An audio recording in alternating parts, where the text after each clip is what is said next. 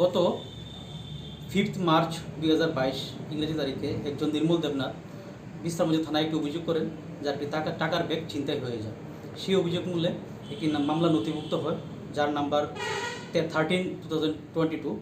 এই মামলা মূলে সেকশন 382B ধারায় অভিযোগ তোলা হয়।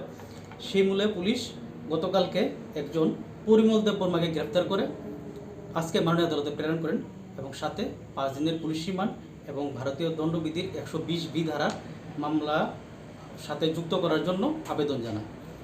সাথে কেস ডায়েরিও আজকে পাঠানো হয়। মাননীয় আদালত অভিযোগকে শোনার পর কেস ডায়েরি তলব করে মাননীয় 3 দিনের পুলিশ রিমান্ড মঞ্জুর করেন এবং এই পরিমল দেববর্মাকে পুলিশ হেফাজতে পাঠান। পরিমল দেববর্মাকে পুনরায় 17 মার্চ মাননীয় আদালতে তোলা হবে। আর পুলিশের একটা প্রার্থনা ছিল যে 120B ধারা যাতে মামলাটা আবার সাথে যুক্ত করা যায়, সেই আবেদনও মাননীয় আদালত মঞ্জুর করেন। আচ্ছা, কত টাকা ছিনতাই হয়েছিল?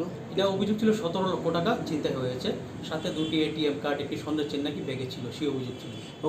আরও একটা অভিযোগ যে পরিমল দেববর্মা NLFTর জঙ্গি গোষ্ঠীর সঙ্গে যুক্ত। হ্যাঁ, পুলিশ কিছু সন্দেহভাজন কিছু ডকুমেন্টস তার পজিশন থেকে বাজেয়াপ্ত করেছেন এবং সেই মূলে তদন্ত চলছে।